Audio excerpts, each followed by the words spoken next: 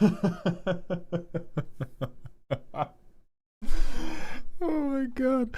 My cats, you guys, cats have been learning how to hit the like those little door stopper things we all played with as children. So now randomly in our home, we get like 10 boing every single day. It's amazing. It's beautiful. I'm so pleased. That makes me so happy. Sarah, by the way, thank you for the Twitch follow. Welcome to the dog house, my friend. Alec Man, thank you for that custom card redeem. Kerma Vexus, welcome to the stream. Daddy Bojangles, what's up? Contained Animosity, thank you for the 3 months at tier 1. Welcome back to the dog home. Let me pull up the YouTube chat. Salad Dude, that is the dopamine card redeem button. That does not do anything, brother. Achroma, what's up? Hello, Epion AC. Hello, Sage Cure. Hello. Army Heroes, we're doing a little bit of nerd shit. It won't be too much nerd shit. The numbers are mostly a pat on the back. These numbers are primarily a pat on the back. Most of the stuff we're going to be fixing is not nerd shit. It is just like common sense. Here's what went wrong. Here's what we're going to do right next time. Queen Luxury, thank you for stopping by. These contests always happen when I'm actually playing Magic with people instead of flaming you about Magic. I'm going to play with having them on different days. We did the first one and I was like, definitely the second one shouldn't be on a Saturday, and then I did it on Saturday anyway. Correct, White Bread. So we have the stream and review, and then I have a slide of the actual progress.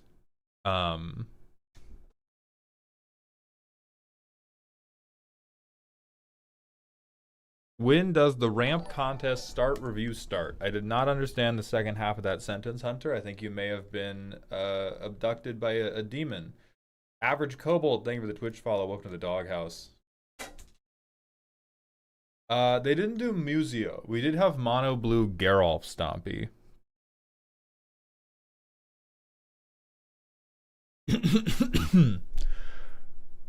And then, so we have stream and review. We have the problems that I know we need to fix, and I know how we're going to fix them roughly. And then we have some problems that are either not actually problems or don't actually need to be fixed. And we'll get into those as well. Calamity, thank you for the 19 months at tier 1. Welcome back to the dog home. And then Mehu Care, thank you for redeeming the exclusive Discord role. Please sound off in Dear Malthound. Winning first was Time Kit with a mono black Madame Null deck.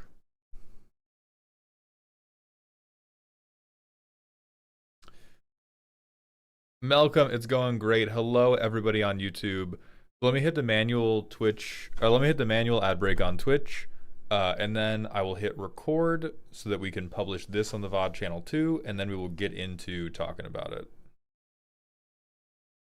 There are going to be commissions. I'm going to set the commissions live right now, actually. I forgot to do it yesterday because I took basically all of yesterday off to recover from the long stream.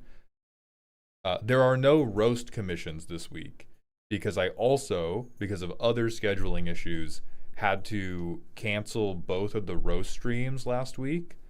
And so this week, the roasts that are happening are the ones that are bought last week. But we are still doing non-streamed reviews. Those are now live on Ko-Fi, so if you wanted to pick up one of those... Can you show us the deck? I couldn't watch the entire stream. No, you will see it in the cut down that happens. That baseball Sephiroth deck is hot.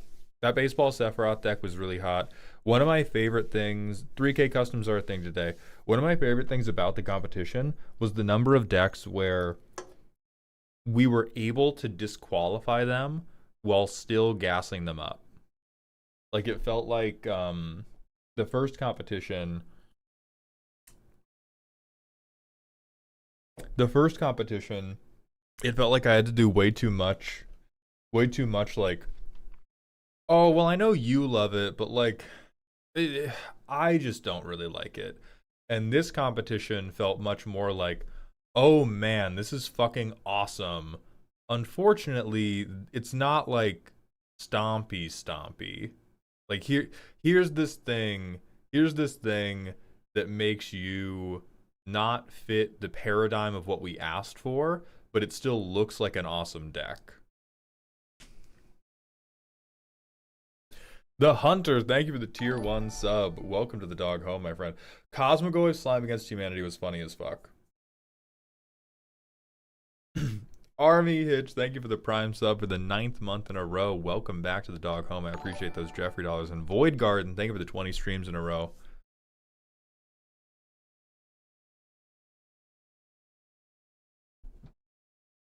So yeah, it was way more fun to throughout way more of round 1 and then throughout basically all of the top 16 be like, wow, you did great. This deck is so cool. Die.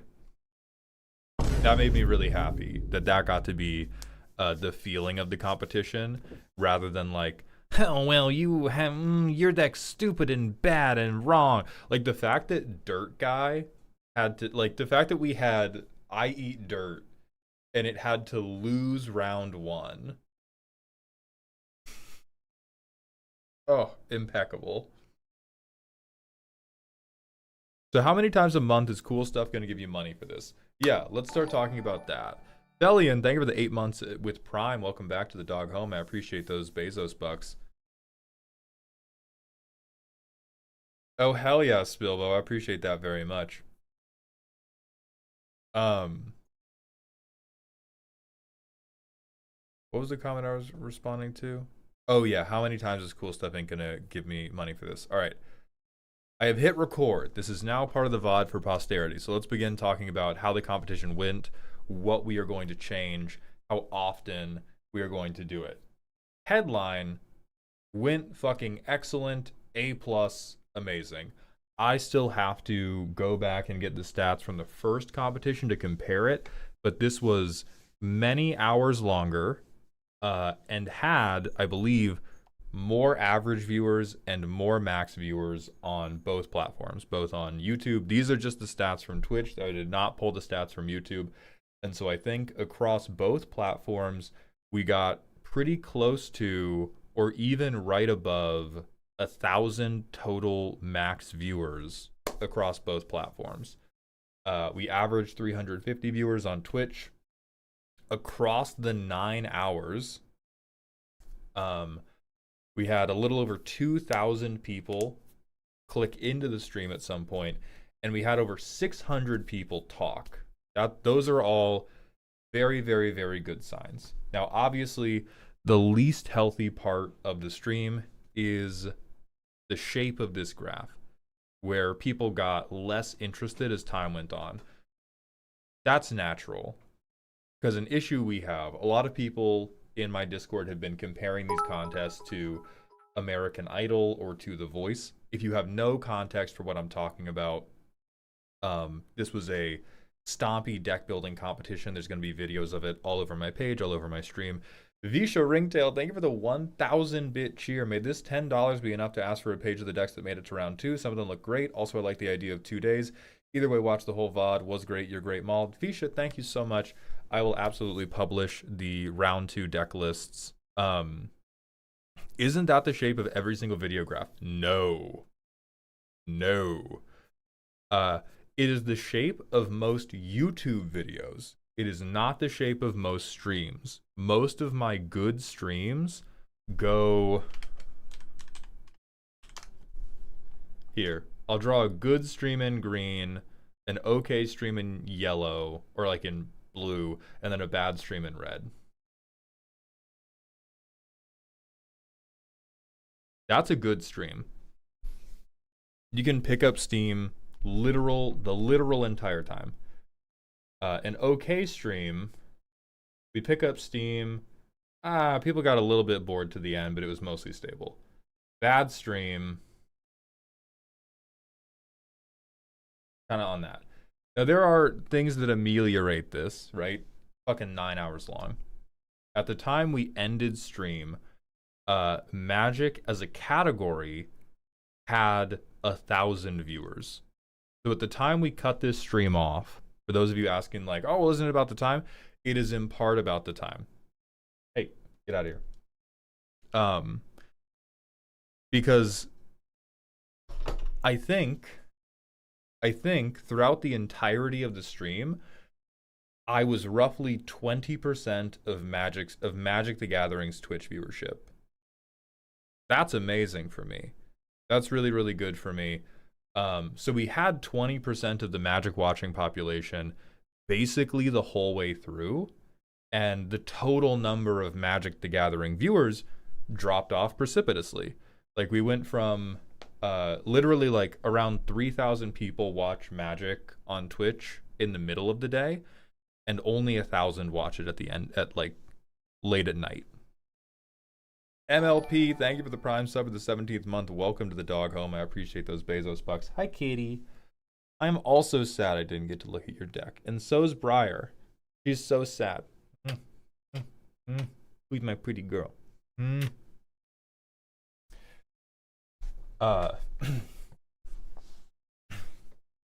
It's kind of like a flat line. I don't want to treat it like a flat line. Anemone, thank you for the Prime for the 6th month. Welcome back to the dog home. I appreciate those Bezos bucks. I don't want to treat it like a flat line, and I think it's because I'm a big believer that we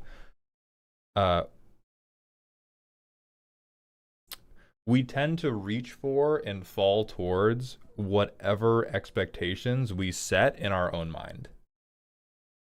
And so even though I know that it's mathematically realistic that this drop-off happened, what I want to think about, it's not me beating myself up. What excites me to think about is how can we make this contest so compelling that people stay anyway?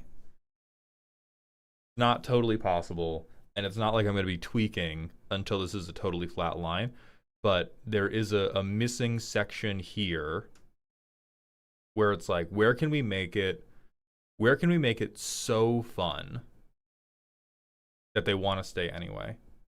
So we're going to work on that, but that is not a big problem. That is a fun problem. That is a, oh boy, we did so good, how do we do even better?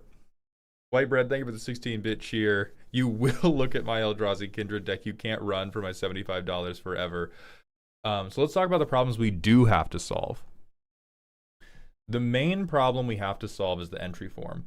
A lot of people were communicating this problem as hard to get in. I want to be very clear. It being hard to get in is never a problem. It will always be very hard to get in. It is difficult to get in by design. It is a good thing that it is hard to get in. That is not a problem I am ever going to try to solve. EU Dexachroma, thank you very much for gifting 5 tier 1 subs. Welcome back to Dog Heaven. I appreciate that generosity so much. Now, the problem we do need to solve is how bad it feels to not get in. It can be extremely hard to get in without kicking you in the fucking dick every time you don't make it in. And Green Skis, thank you for gifting a tier 1 sub. Welcome back to Dog Heaven, my friend. And that is the problem that I aim to solve. And, you know, I've talked to people who put on like big in-person conventions and events, and I think one of the best heuristics I've gotten is people's like happiness is just expectations minus reality. Expectations minus reality. And so when people express to me, oh, it was really frustrating how I couldn't get in, I don't believe you. Or I don't believe that's the true root of the issue. I believe it was frustrating. Like, I believe you were unable to get in, and I believe it pissed you the hell off because it was really annoying. I don't believe you were angry because it was hard to get in. My current theory on why it was annoying is because the Google form we used that you had to fill out set an expectation that you would be rewarded for high effort, right? It had a 20-word primer where I wanted you to be really precise with what you told me about your deck. It had a section where you were supposed to sell me on the like coolest card in the deck, the coolest interaction. And then in practice, the best thing to do was skip all of that bullshit and just spam your name and no deck list and hope for the best. I think this is the actual pain point. Is the form set an expectation that high effort would be rewarded, and the actual doing of it rewarded the lowest effort users.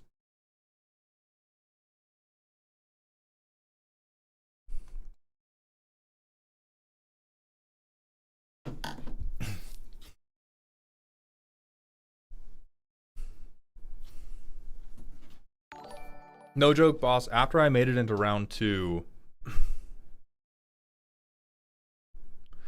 after I made it into round 2 by spamming refresh and enter since it saved my info, but the third wave closed in 4 seconds ish. The fourth wave was nearly instant. Right, and I believe that is because multiple people also identified. Hold on.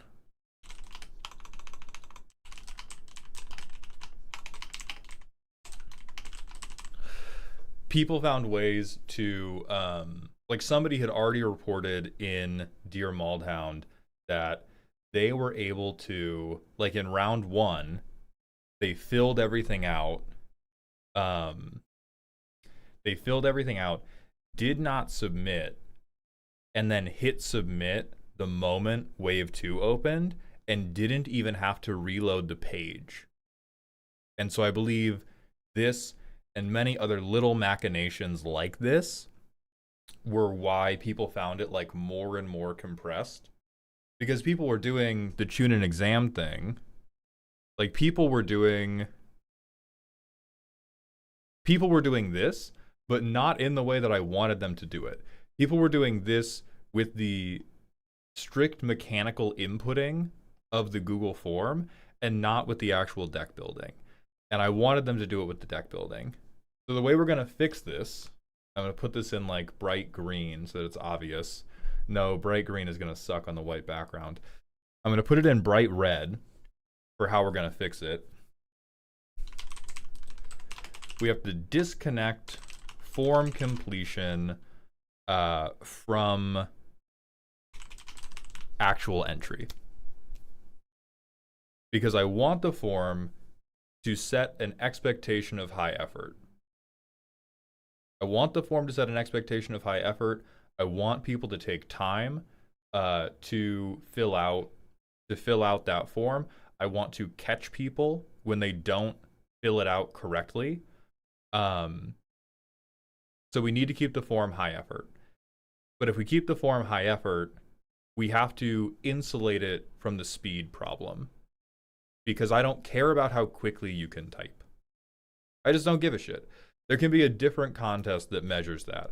But for me, I don't give a shit about how quickly you can fill a form out. Lottery entry, and this is the thing I spent Sunday looking into, lottery entry would not be against gambling laws. I thought it would be, so I Googled it. The 3 important parts of this constituting illegal gambling is we must have a monetary prize, we must have an element of chance, and we must have consideration. Consideration is the core part that's going to make this okay, because we previously we didn't really have an element of chance, but we had a prize, and we're talking about introducing an element of chance. So what's going to keep us safe is there cannot be any wagers. Consideration is a wager. Consideration means you paid me money. You paid me money. You paid me money, or you gave me a thing with monetary value. Will there be any issues with gambling laws since you have some viewers in other countries? I will look into it more. As far as I can tell, as long as you don't pay me, we're pretty fucking clean. Like normally that's the thing that always does it. Like if I took $5 from you to enter, then we're in trouble. And we can also argue the other angle we can do, the other angle I can take if there is an issue, is, and I don't want to do this because it would be annoying, but what I can do is I can firm up the rules and I can firm up a rubric. And if I can present before each contest starts, hey, there was a clear skill-based element that I wanted viewers to deduce ahead of time. I don't want to do that because I like it being a little bit biased. I like it when you can convince me of something that should be against the rules. But there are ways I think we can deal with this. So the way it's going to work in the future, and it's going to have to work a very, very specific way. I think Canada specifically has laws about giveaways, which often flag stuff even without an entry cost. So I'll probably have to talk to a Twitch rep specifically about it. I'm hoping that I get enough views that I can get somebody to fucking talk to me about it. Regardless, when it comes to like actual factual gambling laws, we're gonna be okay. We're gonna be okay. This is not gambling as long as I never ask you for an entry fee. As long as I never ask for an entry fee, you never have to, like, as long as the barrier to entering the competition is 0, we're good. Hi, baby girl. Now, we cannot, or not we cannot, we will not convert to, well, everybody can just fill out the form on their own time, and then I randomize the order, and then go through in one big wave. The reason we're not going to do that is I can't MS Paint here like I want to. Hold on.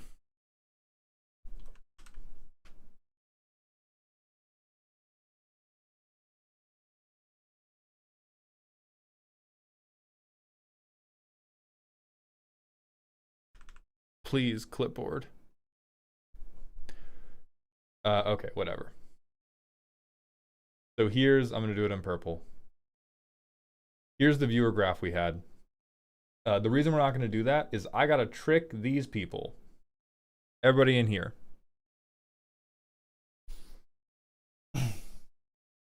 So if we're going to have it randomized, we are going to maintain some element that requires you to be interacting in chat at regular intervals throughout the competition. So we're still going to be doing 30 deck waves, maybe even 20 deck waves, but there is a sizable portion of the population that wants to enter the competition, and their desire is to like send their deck in and then watch the VOD and see if they won.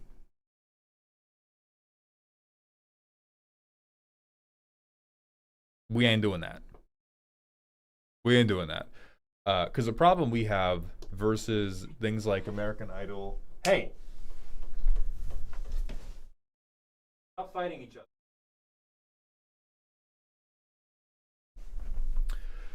Anyway, the problem we have versus things like American Idol or things like The Voice is the majority of our audience is also the majority of our competitors. Right? Like, people watch American Idol to see who wins. People watch this competition in part to see if they get in. As I am more able to make the competition more interesting to people who are not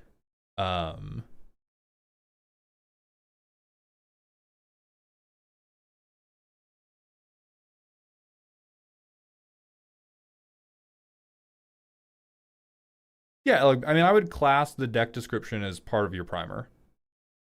That seems like a very nah. That is not a tune and exam take I will accept. It is like, if the point of the primer limitation is you only have this much room to communicate what the deck is about to me, and then I open the deck and I see way more words attempting to communicate what the deck is about, like, yeah, you're getting thrown into the sun every time.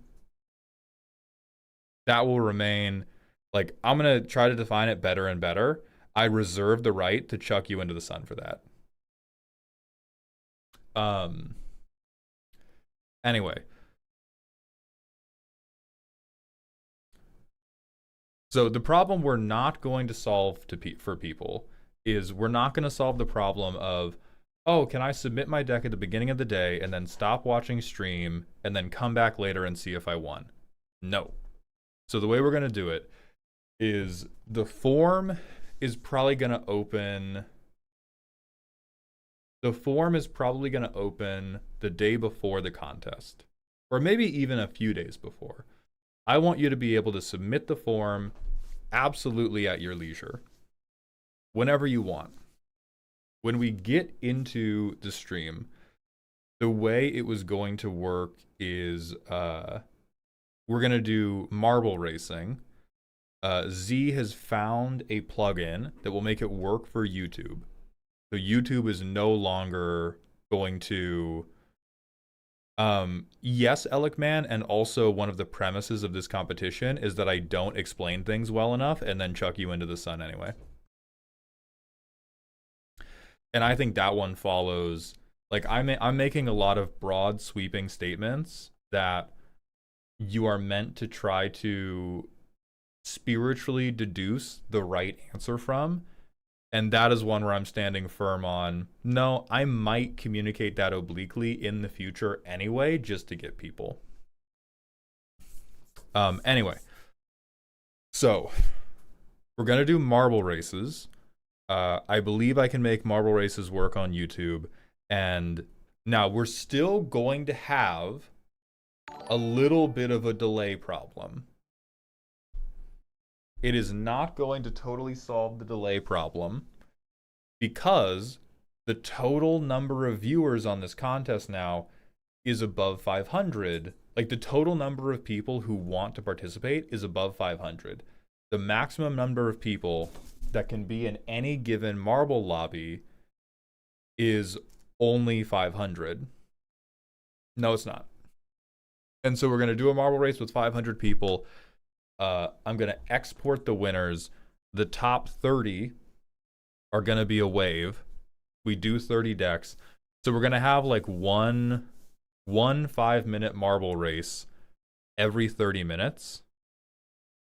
Is there any way to make marbles not allow people in that already got in? We don't want to do that.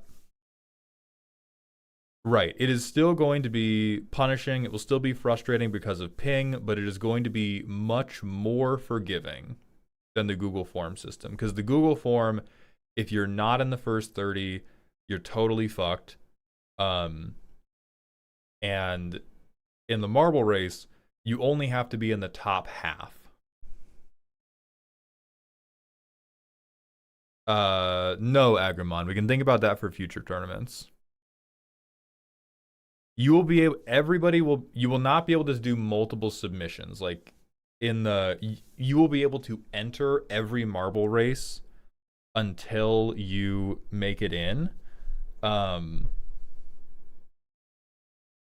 if you make it in and get your deck looked at, don't enter again. If I see you enter again, I'll just ban you. How is the unique chatters number higher than the max viewers number? The max viewers number, think of this like a room. The max viewers number is what is the largest number of people that were in this room at any given time. Unique chatters is how many unique people talked in this room throughout the entire day. That's how. So chatters is a function of 2244, not 619. Explain how this retains viewership throughout the stream. This, it does not completely retain viewership, but it prevents people from entering at the beginning of the day and then leaving the stream, which is what happened during the last competition. During the last competition, the stream was not only shorter, but this drop-off was even steeper because like 700 people came in, submitted their form, walked away. I understand wanting to do that. That is anathema to this working as good entertainment, and so I'm not going to help those people get what they want. The other benefit of this is the marble races will make it feel more like the whims of fate. It's less like, oh my god, this motherfucker found a way to cheat the Google form. Oh my god, I'm in this country which has a bad internet connection to Google servers. This is like, okay, pretty well randomized. If you have really bad stream delay, you're probably still fucked. I don't understand how Marble Race 500 will encourage people to stay engaged after the first wave. Well, Stevens, it's because for the marble races, or it requires you to stay engaged in the exact same way that the wave system required you to stay engaged previously. Because all of these people, like from here to here, this is when wave 1 was happening, and they had to stay at their computer, and they had to keep doing stuff to keep entering. Marble races is the same thing. You have to type, there's a command you have to type in chat. Yeah, I don't auto-enter you. This is, you are only able to enter as long as you are here. You're not dumb, you just didn't know how marbles worked, I think. There's no reason for you to know how the fucking marble streamer RNG game works. But it requires you to be here and put a message into chat saying that you're still here and you want to enter. And again, there will still be frustration. What I would love, like I would prefer if I could do a marble race that had the entire lobby in to solve that issue of like delay. But I didn't build the marble game, and the marble game does not support a lobby big enough to get every competitor in. And so, if it is still super frustrating, I think marbles is 500 max Achroma. We get over 100 like every marble race. So I think this will be pretty good. If it's not pretty good, because again, marbles also has sauce. Like somebody, Spellbreaker was in our Discord talking about how, but marble racing is going to distract from the meat and potatoes of the stream, which is the decks, which is not true. For this stream so far, the meat and potatoes is seeing if your deck makes it in, and then seeing your deck. So whatever I can do to gamify the entry process and make it more visually pleasing, we're gonna do until it doesn't work, basically. Because we could do random number generator, identify them. It's just not as cool. It's just not as cool, and I want this to be cooler. And watching all your marbles get blown to hell before I chuck you into the sun is cooler. If someone gets in the marble game, then wins and leaves, will you do roll call for each deck that you review as they come up to make sure that people are not entering the marble race then stepping away? I think that is solved by just controlling the intervals in which we do marble racing. Like if, yeah, Watson, but the chance doesn't matter as long as there's no wager. Again, there being chance involved in this is fine. Just so long as I am not asking you for anything of monetary value. Anyway, so if you are in stream often enough to enter each of the marble races, and then you're walking away in between, I don't fucking care, man. You got me. You got me. You fucking did it. You've won. And you said you were thinking of top 50% of marble rounds get their decks looked at, or am I misunderstanding? You are misunderstanding. When I threw out top 50% as a number, I was saying peak viewership for this stream is like 1,000. When we are at the beginning of wave 1, peak viewership is like 1,000. Um,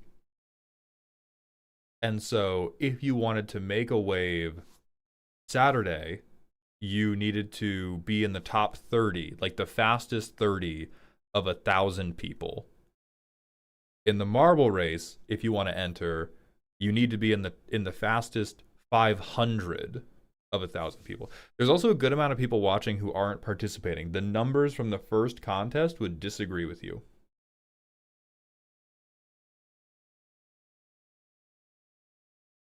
Like the numbers from the first contest in terms of the people who were sticking around and the people who were hopeful competitors and the people who left the moment we moved on to round 2, pretty close. I would say there is right now between somewhere between 150 and 250 people want to watch this. About 500 to 1,000 people want to win this. I'm going to do my best to get that number up and make it more entertaining to watch, and then some of these problems will get solved on their own. But the vast majority of people want to enter and do not just want to be here to view it. Poisoned Reasoning, thank you for the 80 streams in a row. Welcome back to the dog park. If you were having the forum open before, will it close when the contest starts? Or will it still be open? It's going to stay open. It's going to stay open. I think there should be, I don't want to punish people for not pre-entering. I just don't want there to be, I do not want to time crunch you when it comes to the Google form. We have plenty of time crunch when the actual reviews start. There is no need to put that pressure on you when you're figuring out how you're going to present your deck. And a lot of people are bringing up, oh, well, like, you're talking about all this engagement stuff. I just can't watch that long of a stream. Correct. So the other thing we're probably going to do is break it into 2 days. And that's going to handle this stream fatigue part.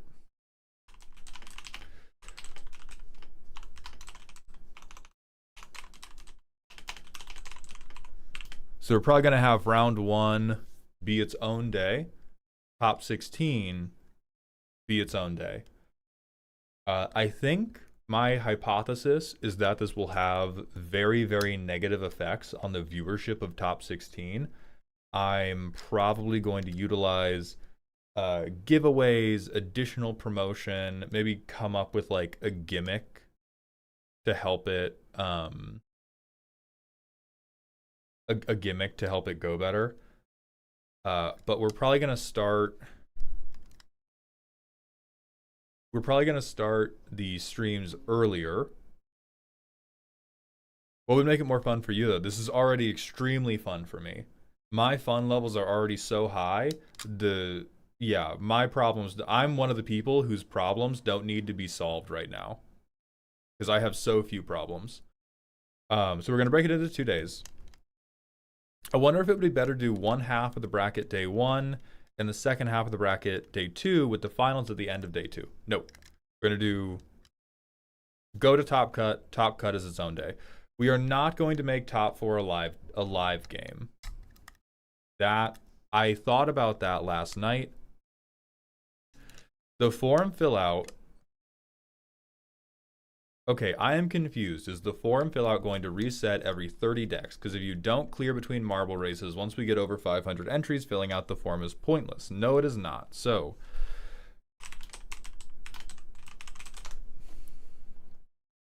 when you fill out the form, you become one of these guys. You go into the bucket. The marble race is the claw that pulls you out of the bucket. But you do not get reset in between the waves. If you don't get picked, your form stays there, ripe, ready to be picked the next time. But marbles are just the claw.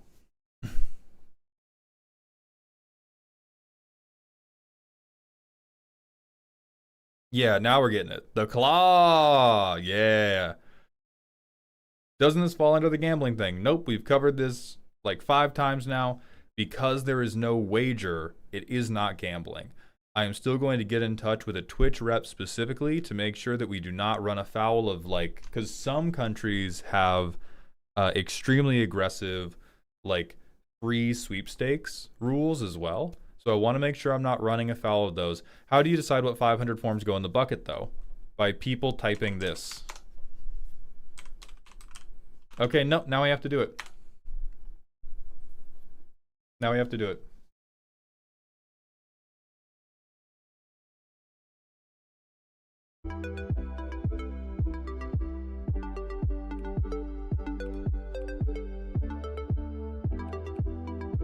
Okay, YouTube, this doesn't work for you yet. It will by the next competition.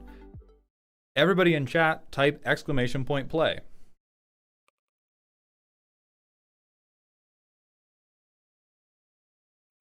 We have a 2-minute countdown going right now. Again, YouTube, this is not to win anything. This is just an example. When we get to the next competition, you will type what I just typed in YouTube chat. This is just for enrichment and for demonstration purposes, Dark. Look at how we're all entering. Look at how we're at 109, 110 out of 500 people.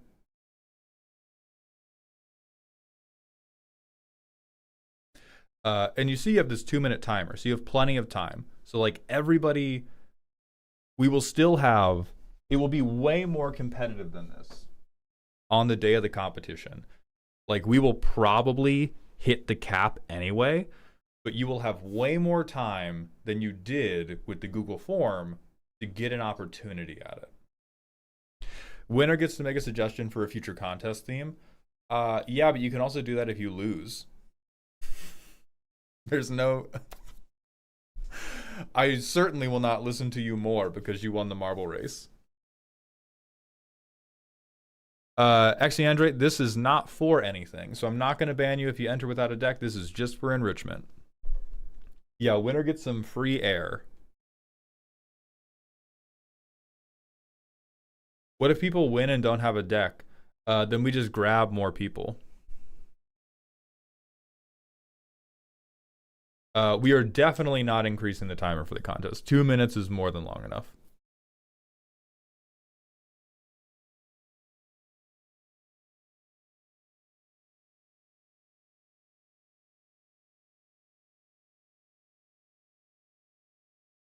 Yeah, 360, that is a good idea for engagement. I am not so hard up for engagement that I would want to do it, though.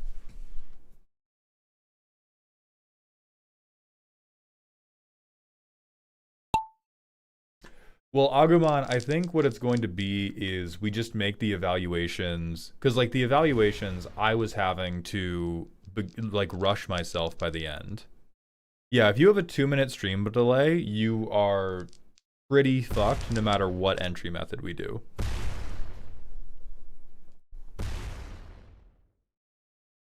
Like 2-minute stream delay, God cannot save you.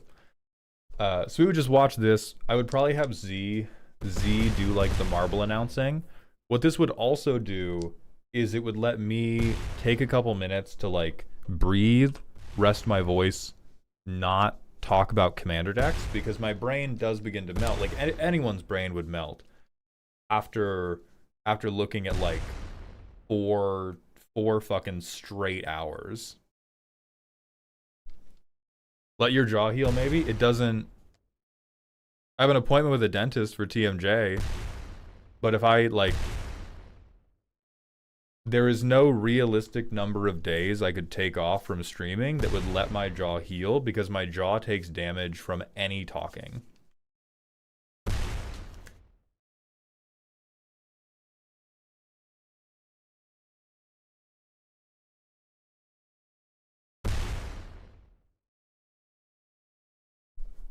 Okay, so it looks like Hoovery's gonna win.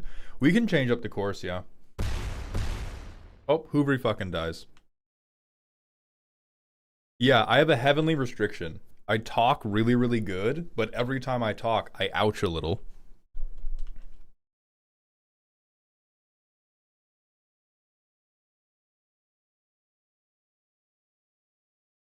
Alright, so I think Iron Ore is probably gonna win this one.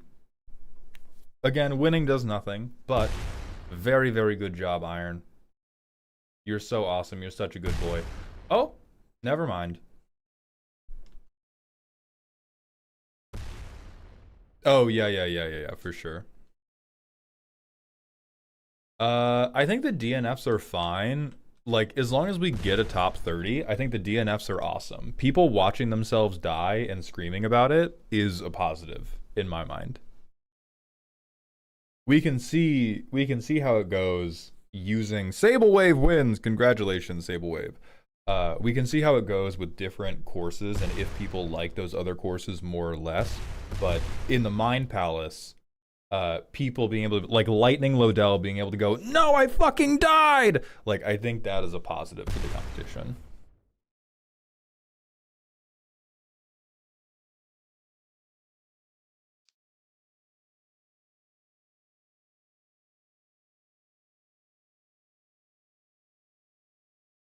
There's not a command yet, noob. We've not set that yet. You're stuck with my perspective. I'm sorry to say, totally you. Mevlar is the record for this course. He is not actually entered here. He entered once, set the record, and yeah.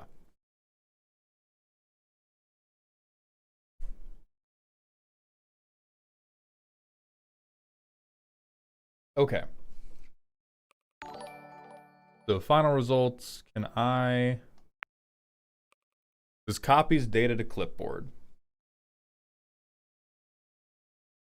Let me go to a Google Sheet and see how cleanly this copies. Okay. Great. So I can get a clean list like this. What I would need, what we're going to have to do is the Google form is going to have to say, hey, what is your handle on the stream that you are watching on? Because I have to be able to match the handle that you enter marbles with to to a deck list.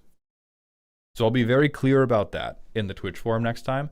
But we would do that, and I would go, okay, here's my top 30 people. That's wave one.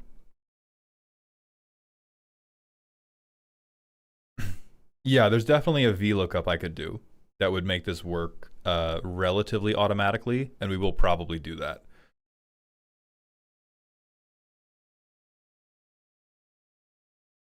Channel point predictions, maybe, but the thing is, I think what's more likely to increase viewership on day 2 is doing giveaways at regular intervals.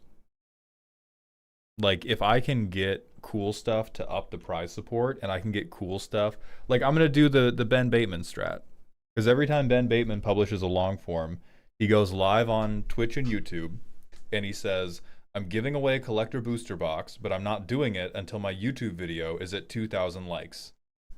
Make it happen. And he just like sits there and hangs out, and then it happens. And so we probably do something like that. We probably do like every, at the end of quarterfinals, we're giving away this much product, but you have to be here. At the end of semifinals, we're giving away this much product, or we're giving away a store credit voucher, but you have to be here. Same thing for finals, etc., etc. And then we can goose engagement that way. And then I think the last, there's 2 other things to talk about. The more important one is, how did this go financially for Cool Stuff Inc.? The short answer, I don't know yet. I'm reaching out to my liaison today. They gave me a Google Sheet that will track the daily usage of my code, and that's what they're going to be looking at in the days around the competition. They don't update it on my end until the end of the month, so I don't know how good it's going to be. I do know that historically, the most times my code has been used in one day is 10. So if more than 10 of these 2,000 people, even more than that because it's YouTube, if more than 10 of the maybe 3,000 people that were exposed to this competition used my code, we're probably good. If we switch platforms, can we enter multiple names for identification?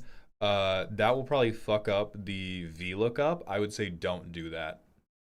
Pick the name on the platform you plan to enter on.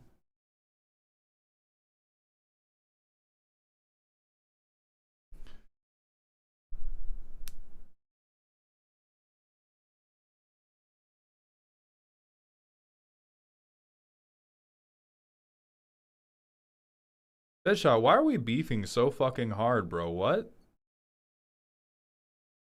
No. Okay. We got a. Alright. A saga in 4 parts. Deadshot 1138. Very reasonable question. When is the 2-day challenge starting? It's one of the most important things you could know about the 2-day challenge. A girthy Poro replies to them, says it's not yet announced. Still a totally reasonable conversation, giving them an answer to an incredibly prescient question.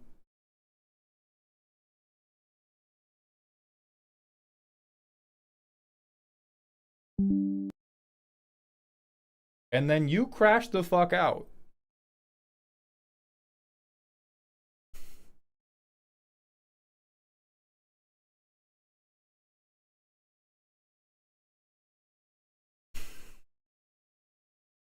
What's going on, dog? Like, genuinely, I want you to have a better day than this, because this is a very, very quick escalation. This makes me feel like something is going on. Like, you having a bad day. You didn't sleep well last night. A coworker was a bitch to you.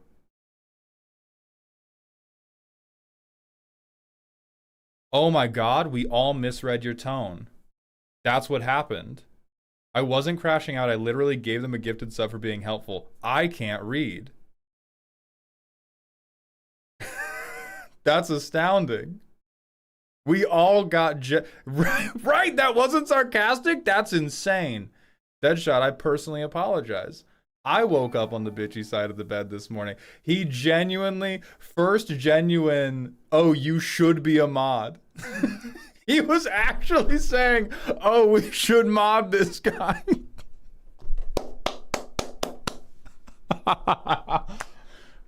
That's beautiful. And now we've all, every single one of us was like, this guy's so mad. This guy's so mad right now. And Deadshot was like, oh.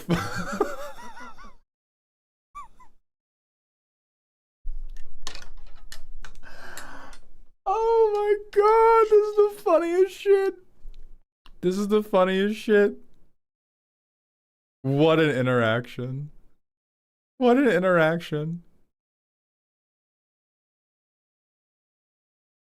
Zero beef, Deadshot, you're awesome. Poro, you're awesome. Thank you both so much. Oh, that makes me so happy. Oh my god. Yeah, I'll vibe with myself. I can't read. Yeah, this is the 1% of the time that interaction is genuine. Holy shit. Somebody else has to clip this because my replay buffer wasn't on. I'll go back and look for it later. Hold on, what time is it? How late into the stream are we? It's like 53 minutes in. Yeah, that's YouTube short content for sure. I've put it on a post-it note. So the clipper can go through and get it. That's fucking amazing. The swanky code is definitely going to return. We're just going to keep pushing back on calling it a pimp suit. Okay, right. So back on track. Cool Stuff Inc. tells me how often people use my code every month, but they only communicate it to me once a month. And so I don't know how good of a stream it was for them. And how good it was of a stream for them is dependent on how many people bought stuff. My intuition, my guess, is that it's really, really good. I think this is going to be really, really good. I think I will be able to parlay that into upping the amount of prize support, and I will communicate that as I find it. Now, the last thing we're going to go over, because this was talked about a ton in the Discord, in the Discord, a lot of people brought up the idea of some type of prejudging system. And I just want to say, totally out. Totally out. We will revisit this after the next competition. We will revisit stuff after every competition. At present moment, totally out, 0% chance. The reason why is, one, decks that are like blatantly wrong are funny. I want them in the competition. And then the other thing is that they generally come from a place of people think the competition would be better if a greater number of decks got reviewed, and I don't think that's true. Or I don't think it is one of the primary controlling qualities that dictate how good the competition is. Yeah, like the Emerald Medallion deck would not have gotten kept in for content, I don't think. Part of this is trust in the people I select for prejudging. And quite frankly, I just can't think of like 5 to 10 people that I would feel comfortable asking for this type of free labor and would trust to understand the level of bias and hypocrisy that is at play here. If there was a hard rubric, we could do prejudging. But there's not a hard rubric. I don't want there to be a hard rubric. If there comes a time where it makes sense to have a hard rubric and then we get one and it goes well, then we can maybe have prejudging. The version of that we may one day have is, oh yeah, this is your opportunity to influence the future competition. We're going to do this by show of applause. If you want it, type yes. If you don't want it, don't type anything.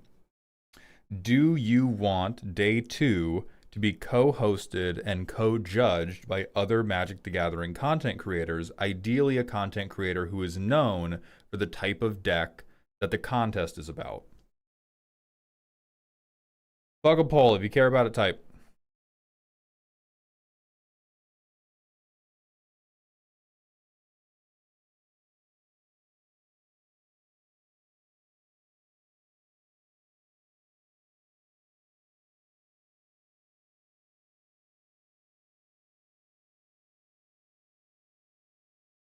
Okay.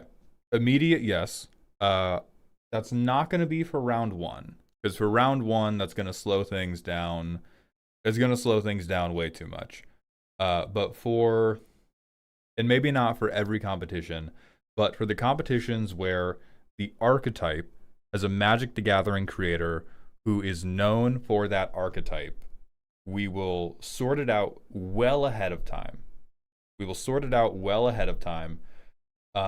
And then we will get them for the contest. Yes, and you can play the decks against them. Absolutely not, no. I don't... maybe. Maybe. We'll see. Yeah, or known for absolutely hating that archetype. I think it would be too difficult to get a setup that would, like, look compelling for the playtesting. But maybe we could do something in Tabletop Simulator. And also, oh, right, here's the other problem with that. I don't want it to be strongest deck wins. And I think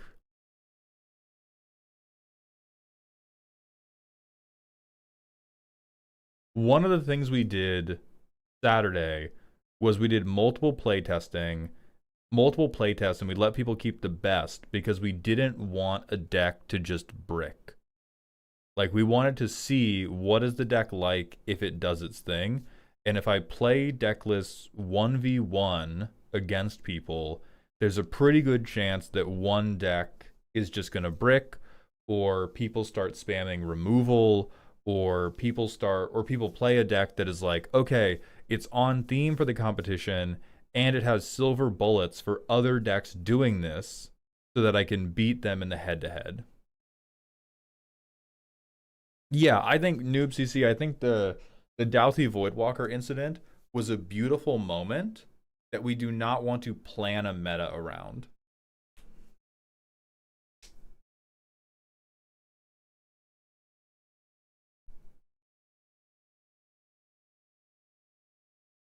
Okay, so I think that ties up everything for the video. If you have more questions, put them in the comments.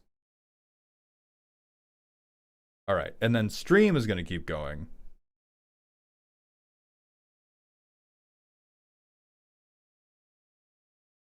Autumn Breeze, I totally get it, and it's by design, right? Like the making the competition, making the rules of the competition amorphous, encouraging you to try to trick me, doing all these like dumb meme images. It is to make you want to know why or why not your deck did or did not make it. Girthy Poro, the question marks is anything I forgot about. Because I typed this in the 10 minutes before stream. And so I figured like, oh, maybe there's a different problem I have to fix that I have not remembered. But these are the only, in my mind, these are the only two problems that exist. Is the entry form being frustrating and then people not being invested in the actual outcome of the tournament. Can you explain the red top text? That is, the entry form is no longer going to be how you get picked for a review. You're still going to have to complete the form to enter the competition, but completing that form is no longer going to have a time limit. It's no longer going to have time pressure. You are going to get selected for a review with a marble race.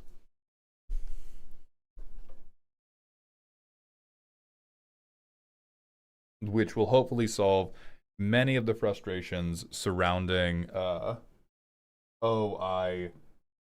kept trying to do this Google form, but people figured out how to hack it. Oh, my internet connection is like a little bit worse than somebody else's. So it's still going to have time pressure, but it's going to be much less time pressure.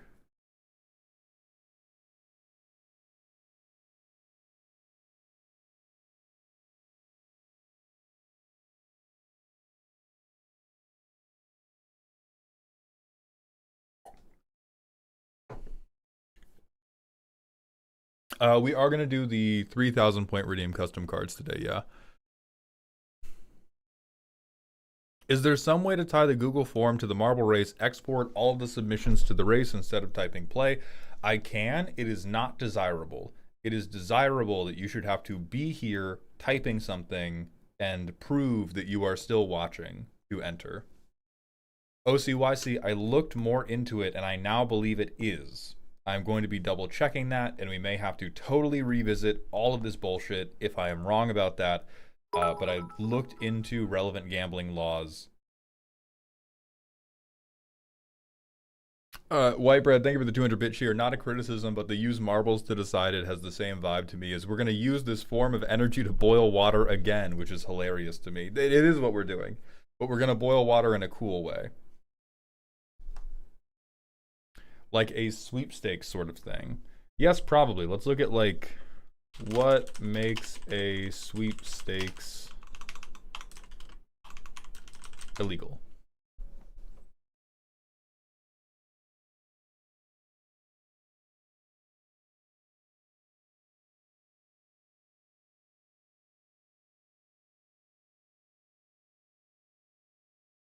All right, a lottery is a promotion in which all three of the following elements are present: prize, chance, consideration. Consideration is the wager, so we are good on consideration. A legitimate sweepstakes typically removes the consideration element, therefore a product purchase cannot be required. We're good on that. What are the official rules? All sweepstakes must have official rules. The rules cannot change once a sweepstakes has begun. Must contain that no purchase is necessary, must contain a no purchase method of entry, limitations, odds of winning, description and value of prizes, how the winner will be selected and notified, restrictions on receiving the prize, void jurisdictions, and name and address. Okay. And then I may need to register my sweepstakes depending on how big the prize pool gets. So the thing I probably need to talk to either a lawyer or a Twitch employee about is, oh right, is it a, okay. What makes a contest, because it is a contest, what makes a contest illegal? No.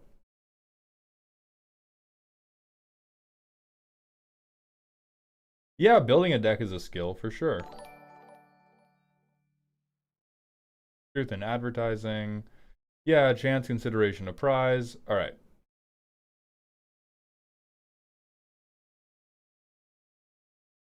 So it's possible to require consideration. I think so most of these are talking about avoiding chance entirely when I'm trying to avoid consideration entirely and reintroduce chance because I want your ability to enter to be a chance, but I don't want you to have to pay me. Based on my layperson's rule of this, or layperson's reading of this, I'm still good because it seems like we need to avoid all three.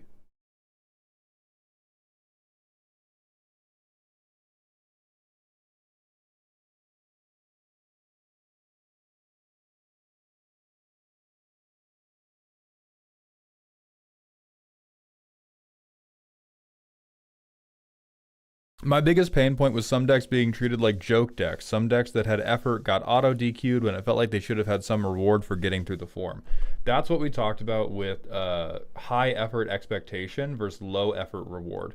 We are going to remove the expectation that completing the form is clearing a hurdle. Then we're going to be good on that because I agree with you on that.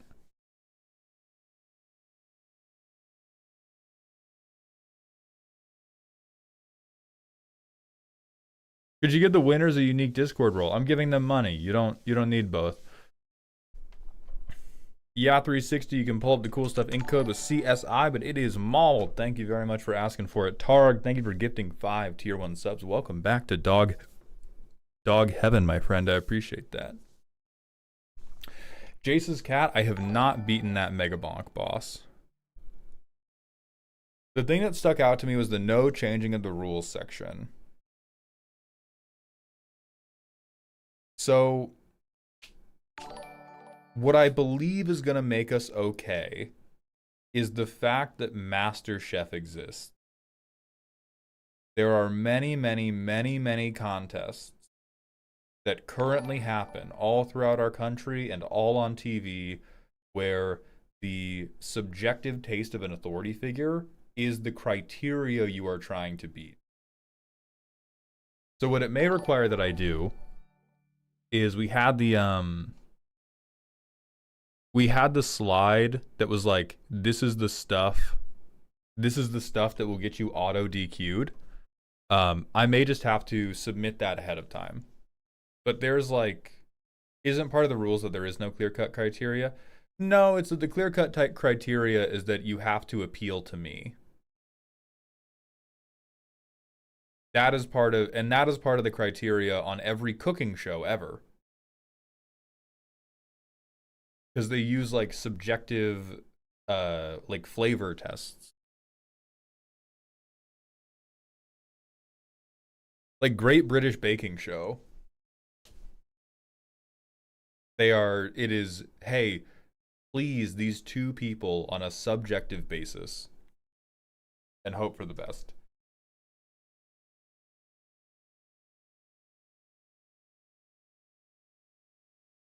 And so we should be good there. I think I will likely have to define some things ahead of time.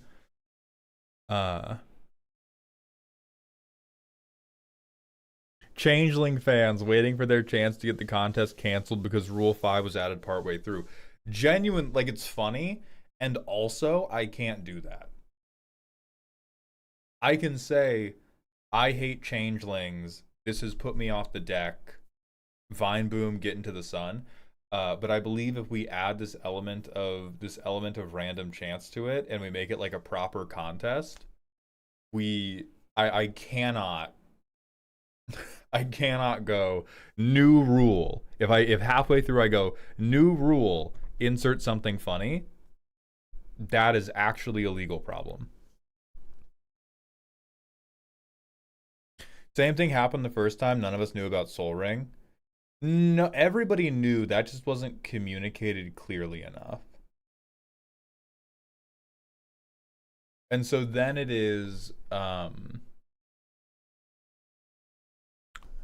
the ways we try to skirt those laws are going to be like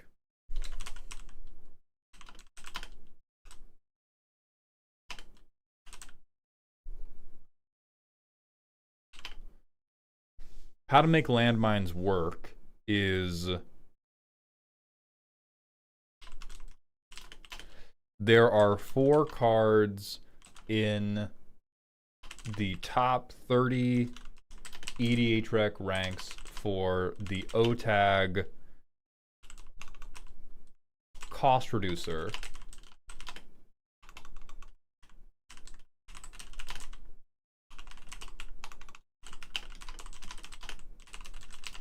Like this would have to be in the like terms and conditions. I'm not sure how specific it would have to be. I'll probably have to talk to a lawyer about it.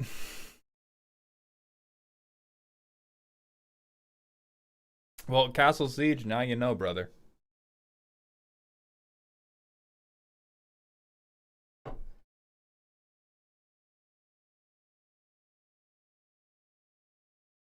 No, no, no. I'm not going to have a rule that says we can't get around it by going there is a rule that I can change the rules. There can be a rule that this is up to the subjective determinations of the judge, who is me.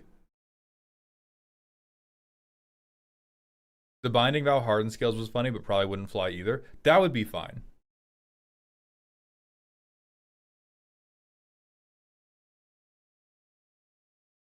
I could say something like, I like this idea so much. I just think you've let me down on. I think you've let me down on playing things that are too generic.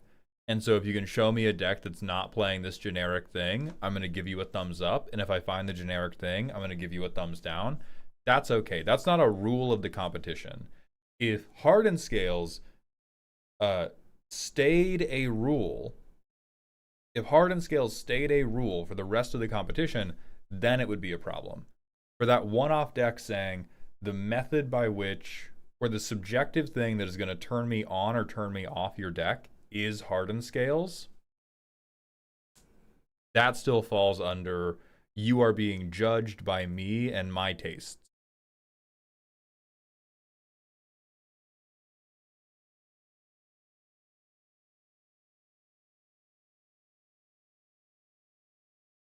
What you need to avoid is clearing the hurdle of significant effort needed to enter.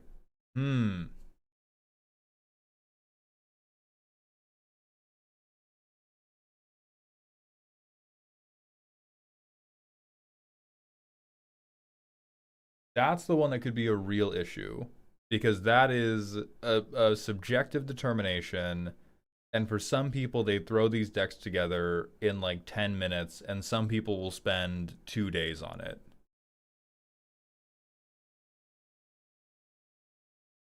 Making a deck is significant effort. No, I wouldn't say it is. Like making a deck being significant effort is very, very variable.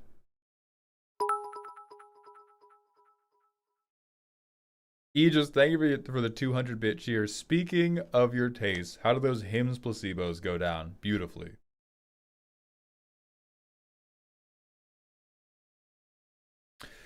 Yeah, significant effort feels like it's a legal term of art. It feels like something that is just down on the lawyer to argue in front of a judge.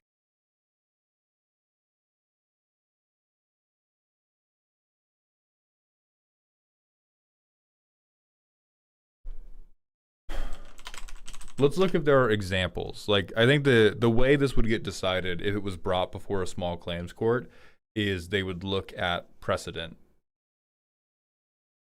Well, you can't make a deck building contest not at least require deck building. That doesn't matter. Like if I said this is the significant effort contest, and I was like, of course it requires significant effort, that's still a legal problem because the contest requires significant effort. The judge, like the law enforcement mechanism, would just tell me like, hey, that just means this can't be a contest in the way you want because you are requiring consideration.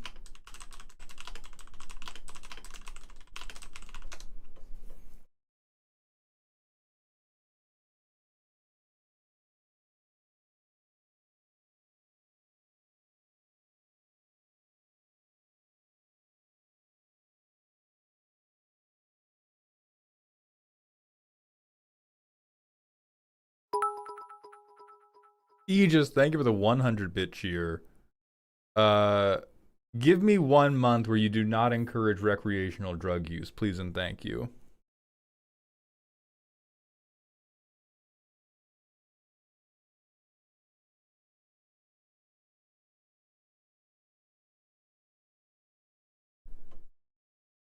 Is the page we were just on, but they, hold on.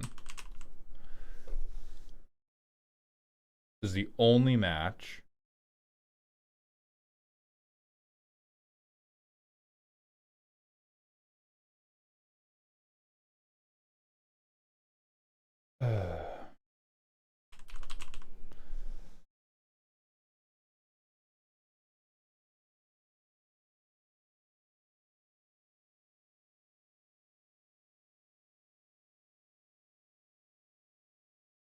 Okay. I think how I could argue this, because let's separate this in our heads. Because right now, everybody who's in this, the one you were just on said reintroducing too much chance can be a danger.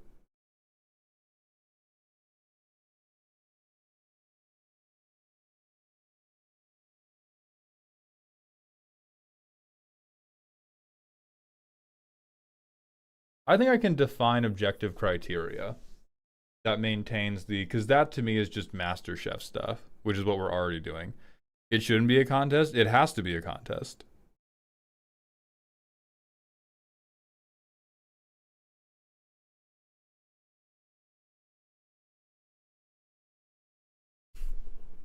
Okay. So let's frame it this way, because a lot of people are thinking about, no, we don't need them to agree that deck building is not a significant effort. Because I also don't, there is no part of the contest that mandates it has to be your deck. The only requirement to enter the competition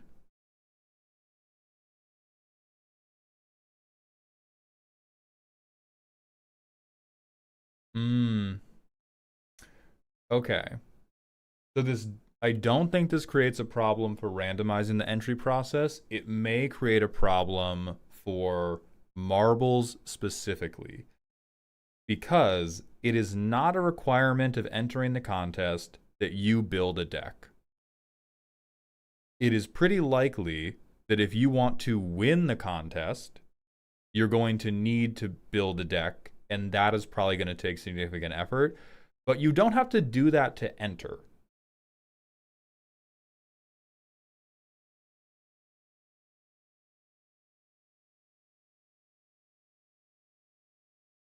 Yeah, dog, shut the fuck up about ChatGPT, even as a joke. I'm gonna have to talk to a lawyer regardless, but uh you don't have to build, there's no check process by which I go like, hey, did you, because we don't prejudge. Like we don't go, oh, did you build a good deck? Did you build the deck that I know clears the restrictions? You just have to fill out the Google form, which is gonna have handle 20 words link. Because you can throw together, somebody submitted a deck that was like 98 lands. Yeah, so there's definitely not an element of significant labor to entering the contest. There is to participating and winning the contest.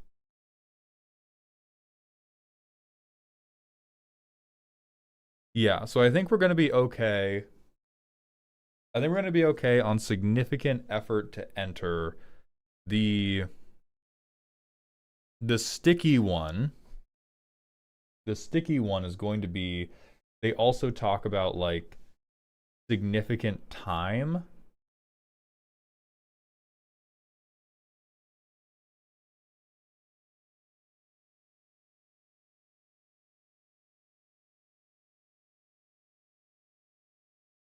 Yeah, we're not going to qualify as a lengthy survey, but what I need to figure out is this attending a sales presentation. Sorry, I think that's going to be, there is no way to make that more fixed than it's already going to be by the Google form. Because those people get Vine boomed instantly. And so that's just the thing of making it less frustrating, and less time sensitive to enter.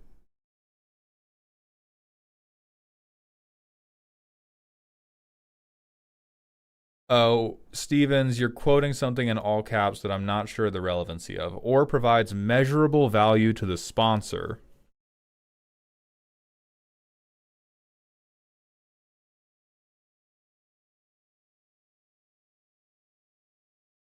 Oh, it doesn't do that. You guys watching, because again, paying money to Cool Stuff Inc. Not a requirement of entry. You guys watching my stream does not provide measurable value to Cool Stuff Inc. People buying things from Cool Stuff Inc. provides measurable value to Cool Stuff Inc.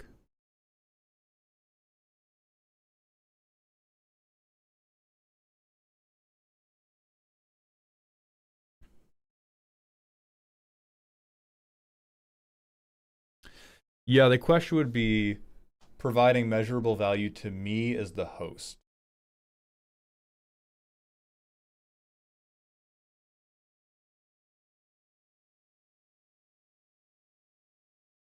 Yeah, this is just I mean, we've gotten to the point of knowing we have to talk to a lawyer about it, which is just super fucking frustrating over ultimately an incredibly low stakes thing. Isn't the argument you're making to CSI for prize support that your stream will provide measurable value to them? Yes. Because I'm arguing that I will ask people, I will promote using my code to buy stuff on Cool Stuff Inc., which is not a requirement of entry, but does make it like that's why it could run afoul of attending a sales presentation. If I said you can enter this contest if you show me a receipt from Cool Stuff Inc. in which you used code MALD, great. But I did not argue to CSI that the value from the stream would be people watching it. I argued to CSI that the value from the stream would be me asking people to use their code. If that part mattered, then Twitch streamers would never be able to hold contests, right? Well, they would never be able to hold a legal contest, which is much different from never holding a contest. There's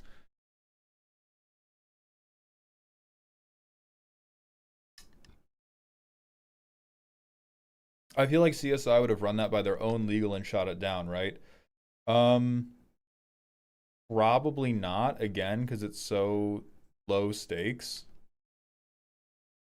Like I think this has historically just been so far below the pay grade of needing to get a lawyer involved because like who's gonna sue and for what is basically always the question. Because in America, you are able to sue fucking anybody. Is there a reason you're so concerned about this other than your own peace of mind? Like, has someone else done something similar and gotten in trouble? The reason I am concerned about this is twofold: trajectory and the general saltiness of the Magic community at large. When I say trajectory, the common advice when you are a content creator is experiment, experiment, experiment And then the moment you find something that takes off, double down on it. You can see it on pretty much every content creator's page ever. They dabble in something, and then when something goes viral, they're like, this is the thing I do now. This is not the only thing I ever want to do, but these numbers are 2 to 3 times as good as all my other stream numbers. So it's hitting so well that if I can keep doing it, I would like to keep doing it. And I would like to keep making it bigger and bigger and bigger. And I would like more and more money involved so that I can give more money to you people. But what that means is we already have people who have been really, really butthurt. Many of these people have legitimate reasons to be butthurt. There are some people who have been butthurt for ultimately the reason of like, well, I think I would have won. And it's bullshit that I didn't win because I think my deck would have won. There's a non-zero number of people who are angry for that reason. And I have already been through my story arc of learning people will just lie about you on the internet.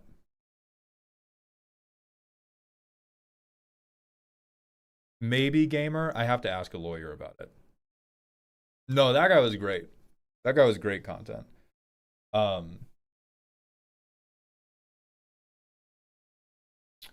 So I know how far people will go because they are bitter online. And that is with no money involved. Or actually, no, it was with a lot of money involved.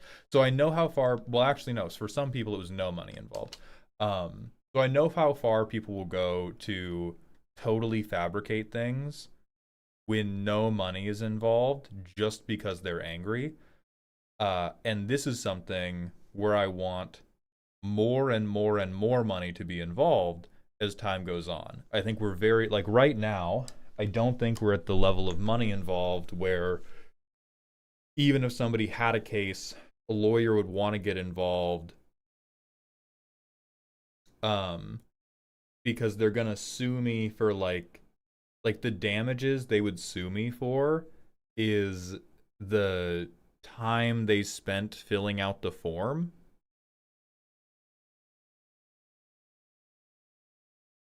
Like people just don't really have meaningful damages to sue over as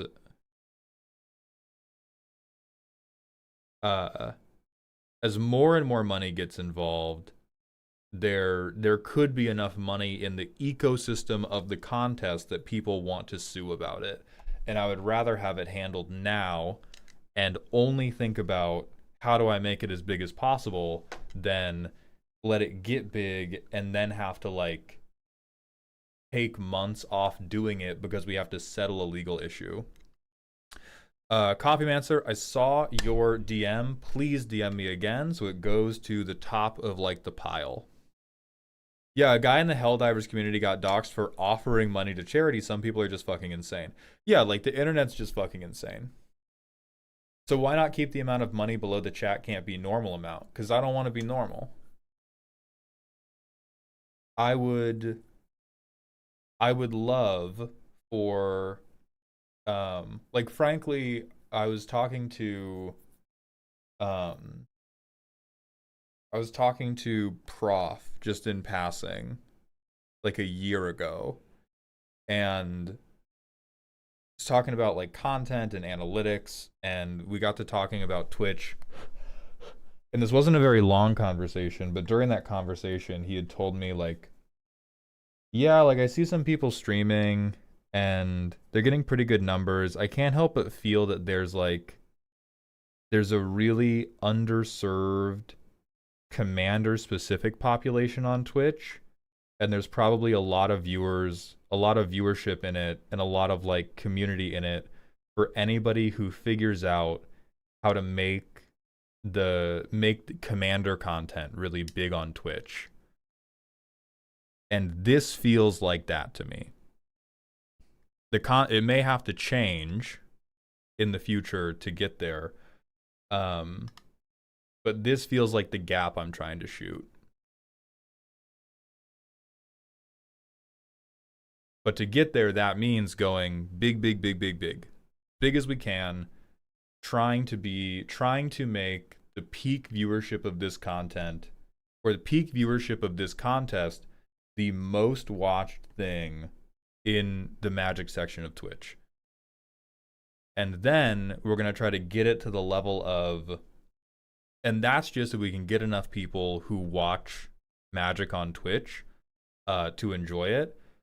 The next level is fixing the investment and the eventual outcome to the degree that we can make Magic a bigger category than what it already is.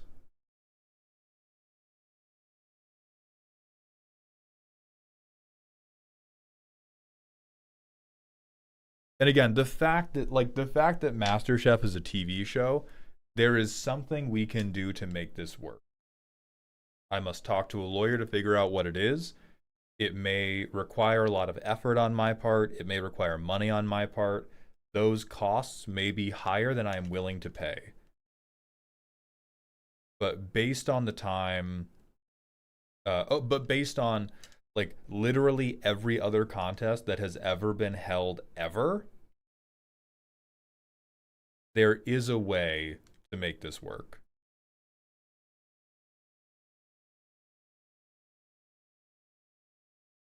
Was this stream bigger than the last contest stream? Let me check.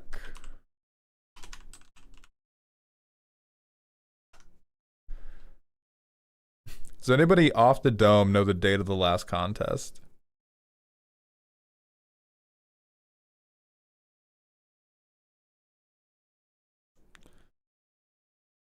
I think it would have been like a month ago. Leak stream, format update, leak stream. I ran a couple miles. 4-day workout streak. Oh, found it.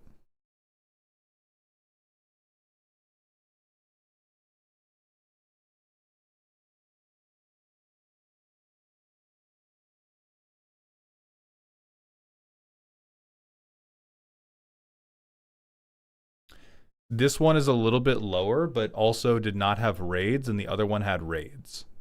So I can see at the end, it was also 2 hours shorter. But I can see at the end where interest began to flag, people began raiding into me. So is the concern it being considered a lottery or something? Yes, the concern is it being considered an illegal lottery.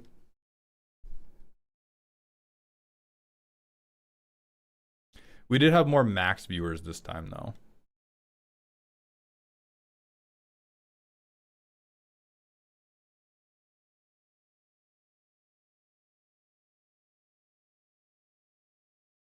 Have other streamers tried something similar? Could you ask them for advice? Other streamers have done similar things, and I would guess that they're doing it without checking on the legalities of it, period.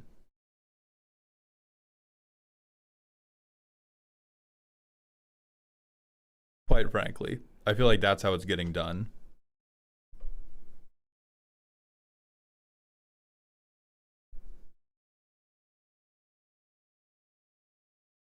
Real talk, we should do a show where we put commanders on trial, judge, prosecutor, defense. That would be pretty sick.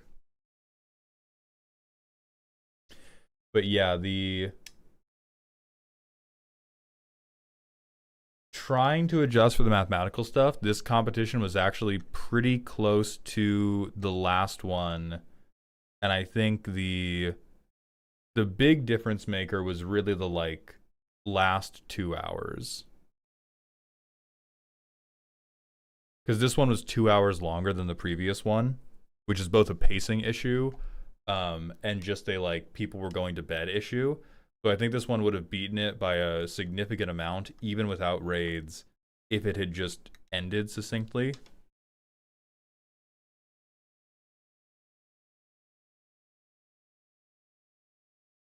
Yeah, and it would be solved by doing 2 5-hour streams, hopefully.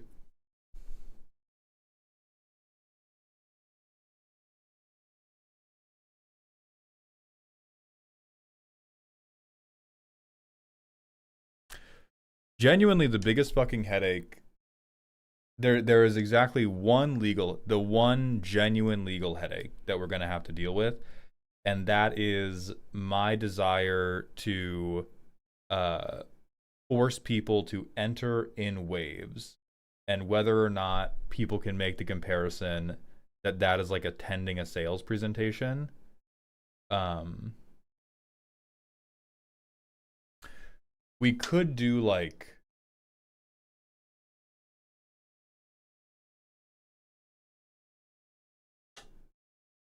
I think I can get around that too. I think I can get around that too. I can get around that by making the waves happen at set timestamps. And then I can say like, "Oh, you don't have to be here all day. All that's required to enter is you type exclamation point play at 1 p.m. or at 2. I just have multiple periods you can enter. You can come to any of them and enter for free. And then it's just on me to figure out, okay, how many decks can I do in what time frame? What do we do to fill time if we finish a wave before the next drawing is done?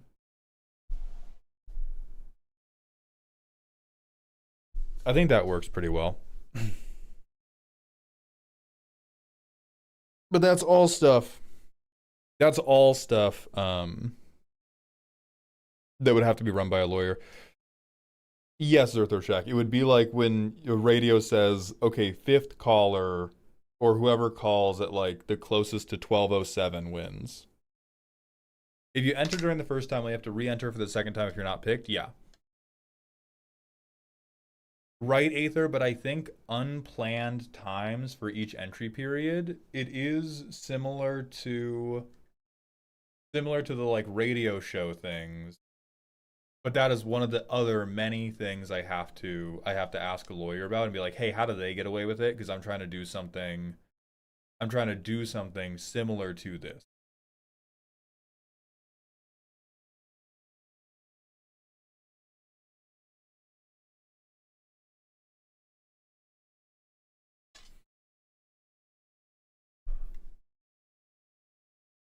Because I specifically do the opposite. Like you have to do the opposite of writing a long essay. You do not have to go anywhere physically. Yeah, and the thing is that like when it's a couple $100, it's just not big enough for anybody to really start shit. So as long as they're not doing anything blatantly illegal, right, random entry time is that's what I'm worried about. Is it being them saying, "Oh, this constitutes a captive audience."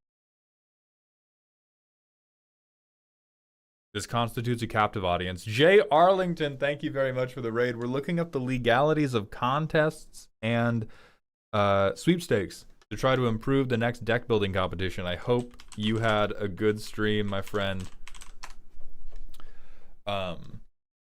So I worry that the random entry timer would be a problem for a captive audience, and the way we would have to correct that is we would have to say, okay, every hour. But in what way would the attended thing be called a sales presentation? It would be compared to a sales presentation because it provides measurable value to the sponsor. I am one of the sponsors. It is not because of Cool Stuff Inc. It is not because of Cool Stuff Inc. The argument would be Baldhound personally benefits from this viewership, and you are forced to provide him continuous viewership to have a realistic chance of entering the competition. So that may just require setting it to every hour we do a new wave. So there are, you can enter the competition at any time of noon, 1, 2, 3, 4, 5, etc. Slots may fill up. And then we stack the random chance. Like really all we're trying to avoid is we're trying to avoid a legal determination that entering the contest requires consideration. Right. Maldhound makes money from ads and viewership and is offering cash prizes for people who watch the stream and interact at random. That is the sentence we have to make untrue. And right now, I think we've done it. But these are all like, do we just let the queue be uncapped, or we just drop and refresh every hour? That's effectively what we're doing, though.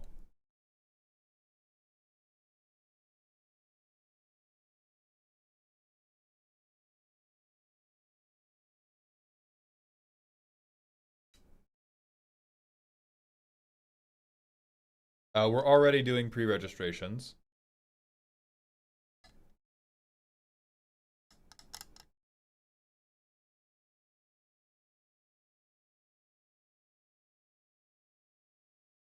Were you not going to try to figure out the number you could complete in an hour and set the cap at that? No, I was going to figure out how long it takes me on average to do 30 decks and set the next wave at the end of that average.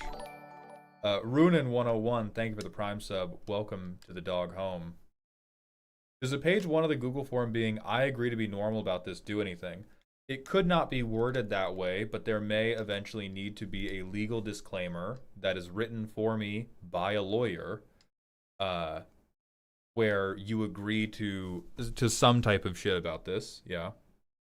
But saying, hey, I'm not gonna be a prick about this, I don't think would cover me.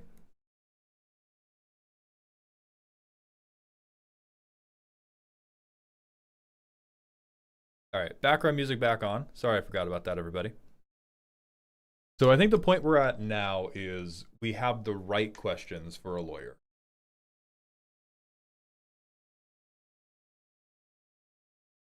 That's really where we're at. I think we've gotten about as far as we can get with like good old common sense. Hi, baby.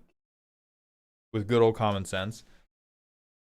And what we have to do now is I got to get legal advice on this, and we have a couple specific and actionable questions that I can ask for legal advice on. And then depending on that conversation, we can get the next one ripping.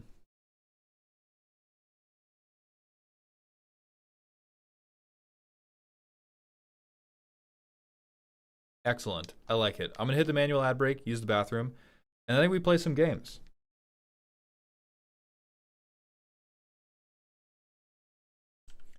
Your Honor, he said my deck is bad and it caused irreparable harm because my pod agrees with him now. Yep.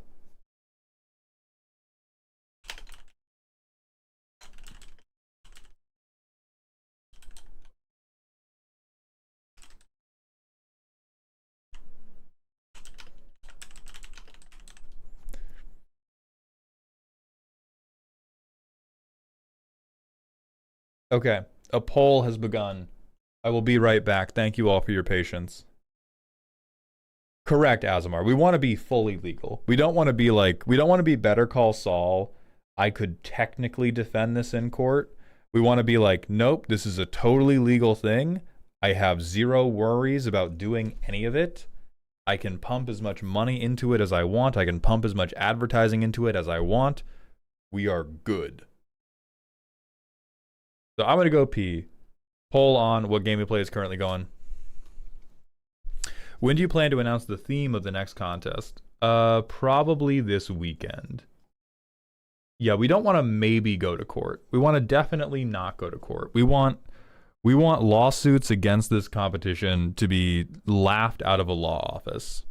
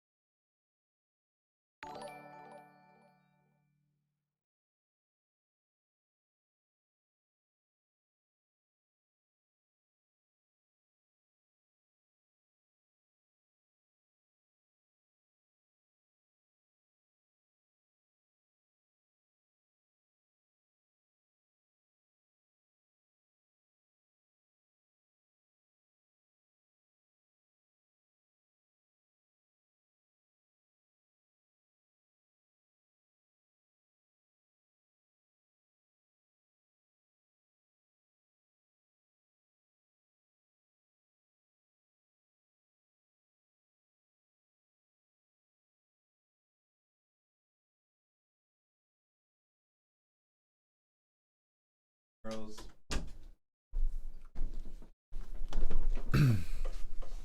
Fuck, who won? Chocolate Mints, thank you for the Twitch follow. Welcome to the doghouse, my friend. Mauled, can I get your opinion on the card Disorienting Choice?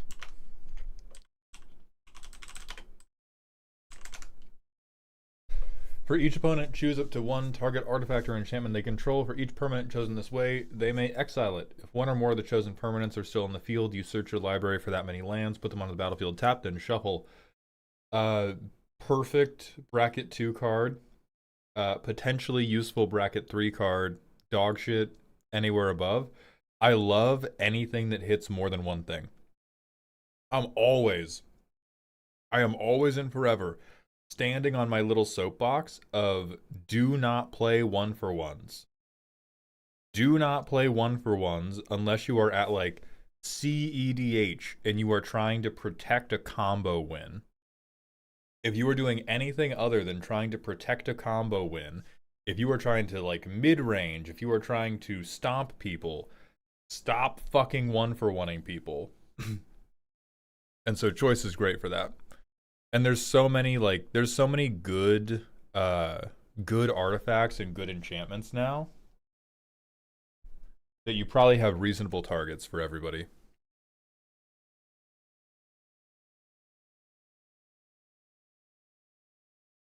Best way to find 2-for-1s in Scryfall. Go to Advanced. This won't do it for 2-for-1s. But using Scryfall Advanced Search, basically. Also, Foul Mind, thank you so much. And just look up for each opponent. This will give you, like, the Grasp of Fate-esque 3-for-1 cards.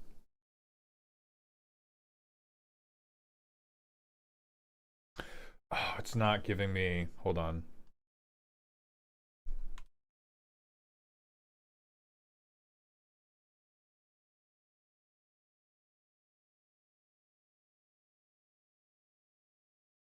Yeah. So this is everything that references for each opponent.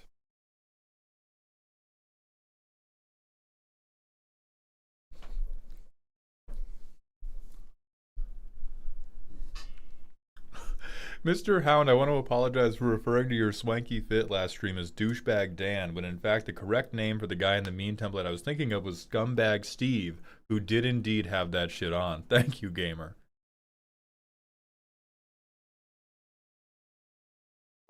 Yeah, Bone Lord, that's evil.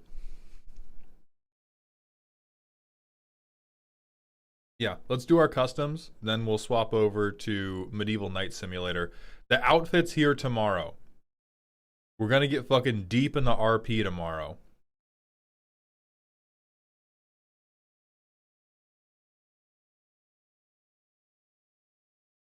Okay, we have Agumon. Heavenly Restriction, physically gifted. A 4-mana Gruul legendary enchantment. If it's in your opening hand, you lose 5 life and begin the game with it on the battlefield. Your creatures lose all abilities. Creatures you control have their power and toughness doubled.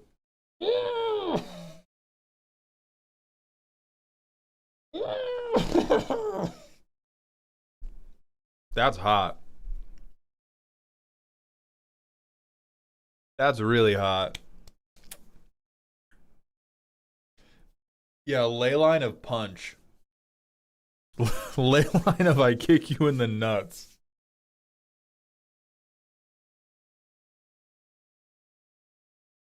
I would prefer just power. Yeah, but the Heavenly Restriction makes them more durable.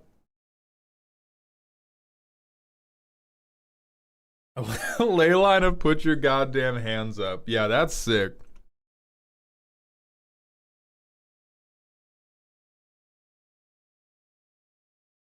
Alright, from Storm V Rider, we have Kael'Vinter the Seeker. A 5-mana Izzet 4/4 with Ward 1. When you cast a non-creature spell, if the amount of mana spent to cast it was less than its mana value, you may discover X, where X is equal to the difference. Do this only once each turn. I don't know if we needed more cheating per cheating. I like it, right? I like it, right? And I also hate it. I don't know if we needed to walk into the... I don't know if we needed to walk into the discount store and be like, hey, can I get a free thing for my discount? Hey, please.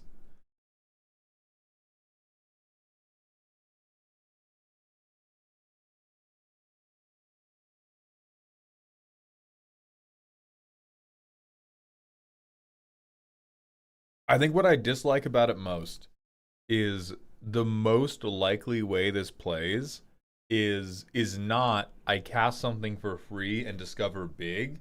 It is I cast Goblin Electromancer. Now every non-creature spell I cast makes me discover one. We are not beating the 20-minute turn allegations on that front.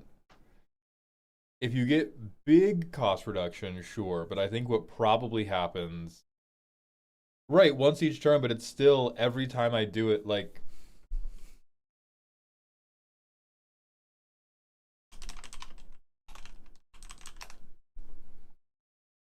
aha, I have resolved my secret, commander.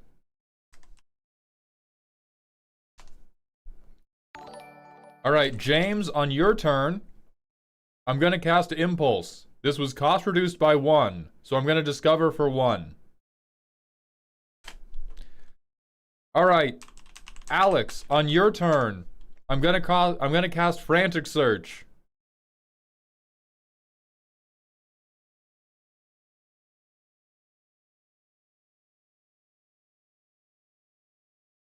You discover for 0? That doesn't seem true. You say discover X where X is the difference.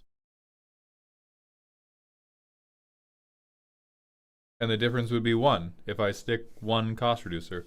Like, I think it would probably be oops, all cost reducers, and you would play like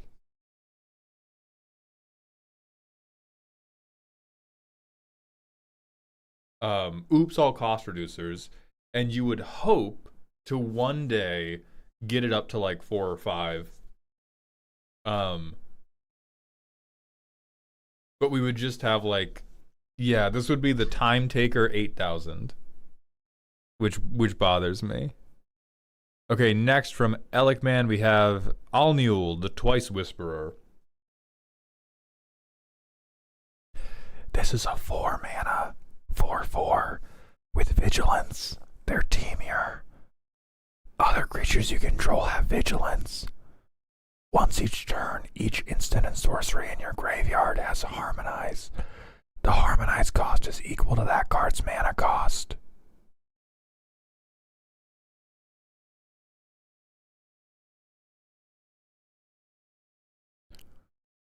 Yeah, that's cute enough. I like that.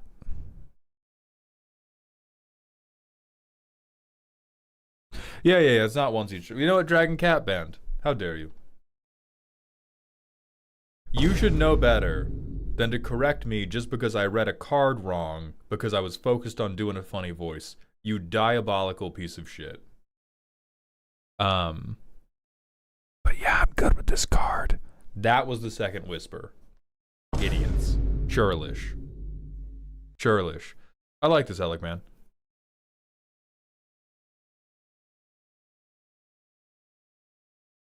Alright, next from Salad Time. A My Hero Academia commander. Hatsume Mei, Sporadic Inventor. A 3 mana, 1/3. When you sacrifice a junk, the next artifact spell you cast this turn costs 1 less to cast. For 4 mana, sack an artifact. Hatsume deals X damage to target creature and 2 damage to you, where X is the sacrificed artifact's mana value. Create a junk token.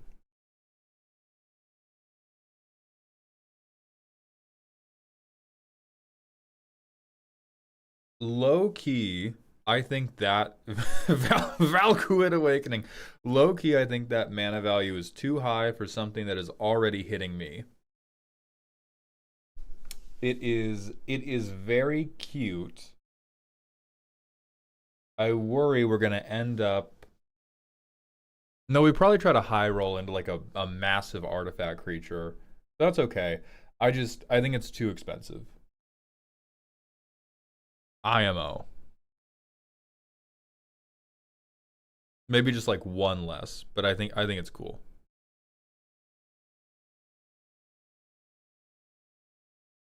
Boss, did you see the Dan Secret Lair didn't even last an hour before it sold out? I did not see that. That sucks.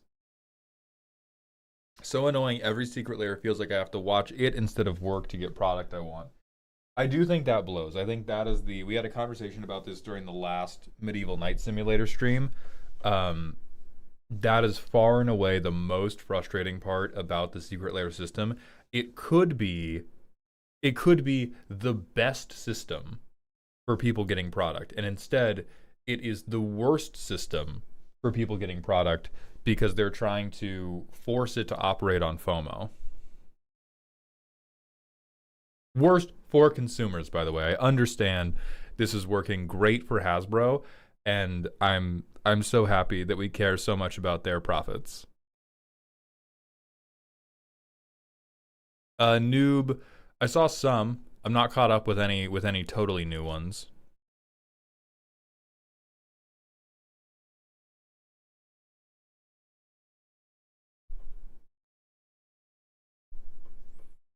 All right, last but not least, from Moje, Ryu Ishigori, Hungering. A 5 mana is at 3/5. Whenever you draw a card, put a charge counter on Ryu. At the beginning of your end step, you may remove all charge counters from Ryu. If you do, he deals X damage to target creature, where X is the number of counters removed this way. Excess damage is dealt to that creature's controller instead. I really like that. I really like that. I would love to build a deck around that. Nobody would want to play it against me because I would be a little bitch the whole time. But I would love that. Good job.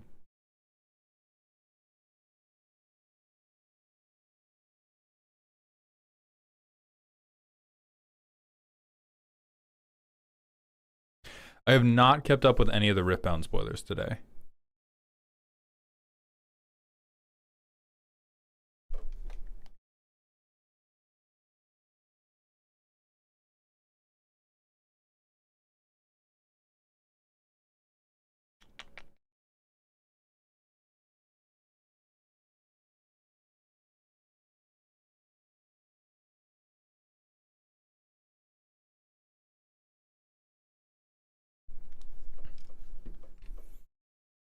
Boss, I stifled an opponent's claim jumper trigger yesterday after he played Lotus Field. I'll be riding that high for weeks. That's insane. About the contest prize, do I need CSI account or you just provide you my email? You need a Cool Stuff Inc. account because that's where they're going to load the store credit. So make an account with the email you provide me and then provide me the email and then you get money on that account.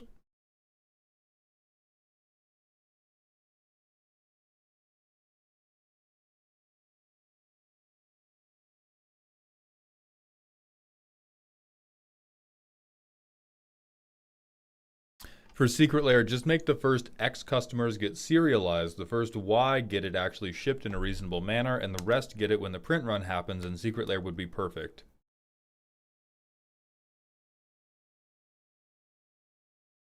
You know, fuck, dude, that sounds kind of right. Like, that seems like it would still create collector FOMO without all the downsides that we're currently having.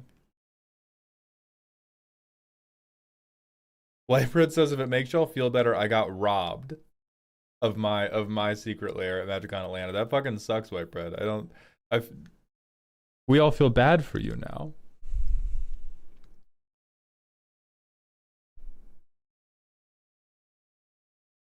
Xavier, yes.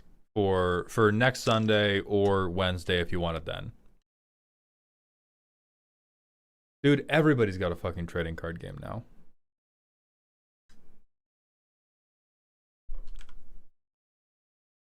There's a free deck roast. There are free deck roasts every day that we are doing paid deck roasts. Yes, Starry Eyed Wednesday is the retry for last Wednesday's deck roasts. Sunday is the retry for last Sunday's deck roasts. We have moved past the debriefing, but I recorded a video with all the big hits that we will talk about then.